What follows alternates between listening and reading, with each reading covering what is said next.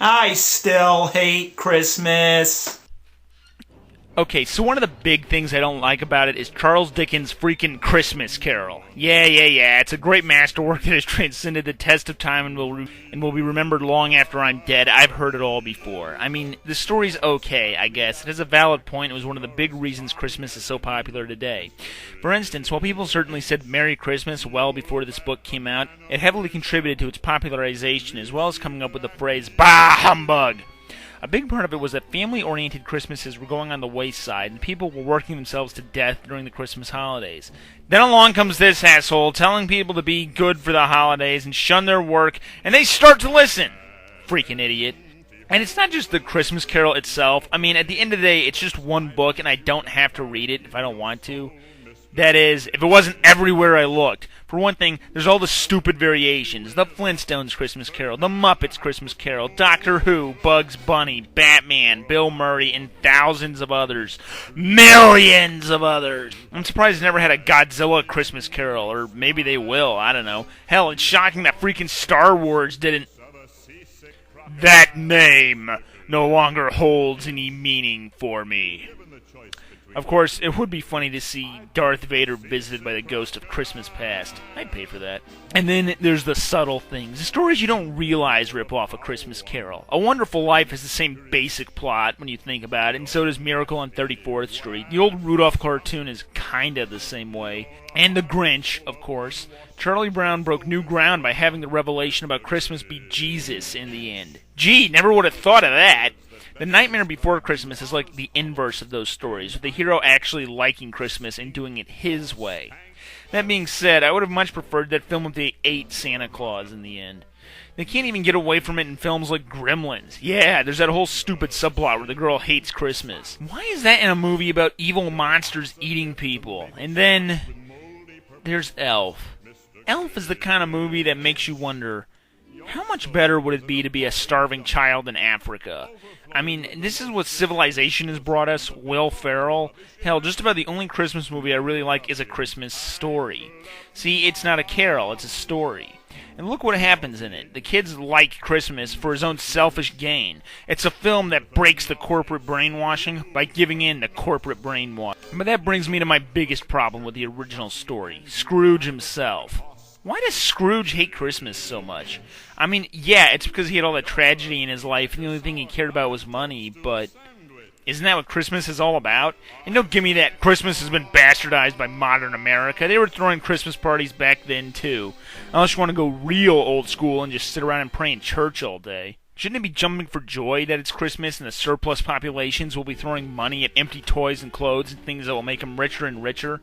I guess that wasn't necessarily true back then, but I can't shake this feeling that Scrooge would have a hard-on for modern Christmas. In fact, I'd like to see one where Bob Cratchit is trying to take care of Tiny Tim and keeps buying him toys and things to make him happy, but the toys don't make him happy or cure him, and the kid dies, the family sinks further into poverty.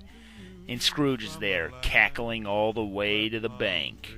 I mean, what about Charles Dickens' other Christmas stories? Yeah, he actually wrote 5 Christmas stories, but no one ever talks about the other ones. It's partially because they suck, but even so, they're so overshadowed by Scrooge that no one cares. I almost feel bad for him. Yeah, almost. So the first one to follow on the heels of A Christmas Carol is called The Chimes, this time set on New Year's Eve. Yeah, after Christmas, the next logical step is New Year's, right? It's about a man who doesn't want to live anymore. He looks and sees all the suffering of people around him, even though his daughter is about to get married, and he decides he's just going to end it all by jumping off a church tower right when the bells start to toll in the new year. It's right then that the goblins emerge and show him a dark future that is worthless without him. Kind of the inverse of A Wonderful Life, but without Jimmy Stewart. And the goblins don't fight Spider-Man. Next there was The Cricket on the Hearth. This is little more than a romantic comedy with a woman who doesn't want to marry a man like Scrooge, who's a rich asshole, but he's the father of the man she does love, who they think is dead. And he's got money. Bitches love them some money. There's a little more to it, with an adulterous subplot that helps get cured by Christmas cheer, and at the conclusion of the tale, the lost son comes home, they all get married, the festive Christmas cheer warms the cold cockles of the rich dude's heart, and everything is well. Oh yeah, and there's a cricket or something. After that came a book called The Battle of Life. it's not even like a Christmas story. There's one small scene at Christmas where it doesn't revolve around the holiday season.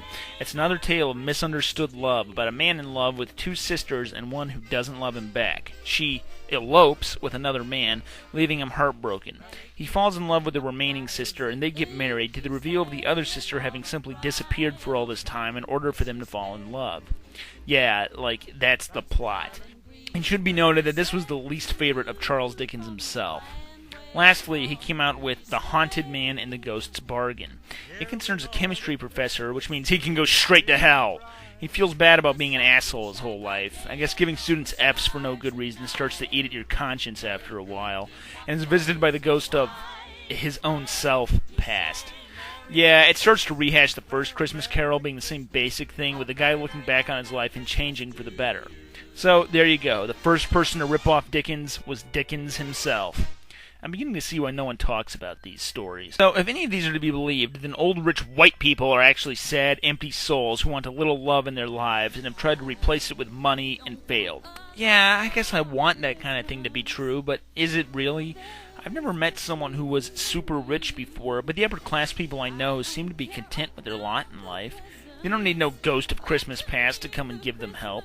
Maybe it was a symptom of the time in Victorian London when people couldn't get out of the poverty they were condemned to. Here in America, we at least have the chance to do that, and the people who are poor here are generally the sad, lonely ones who can't get over their own problems.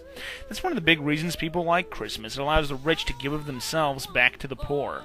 Are the rich screwing the poor? Yeah, but at least they're pretending, just a little bit. Hell, even the middle class give back to the poor, and sometimes even the poor give to the poor. And me, I don't really help the poor that much. I don't volunteer at soup kitchens or donate what little money I have to charity. I'm a selfish American white kid, I admit it. But I never realized Christmas was a reason to not be selfish. Why do we have to wait for Christmas to be good people? Why can't we be good people, or at least try to be, all year long? Is it because Christmas is the only time we have off and are allowed to reflect on how selfish we've been? No wonder we party to excess. We have so little to live for in the interim. Well, whether you're selfish or giving, party all night long or not, Merry Christmas and a Happy New Year. I hope to see you there.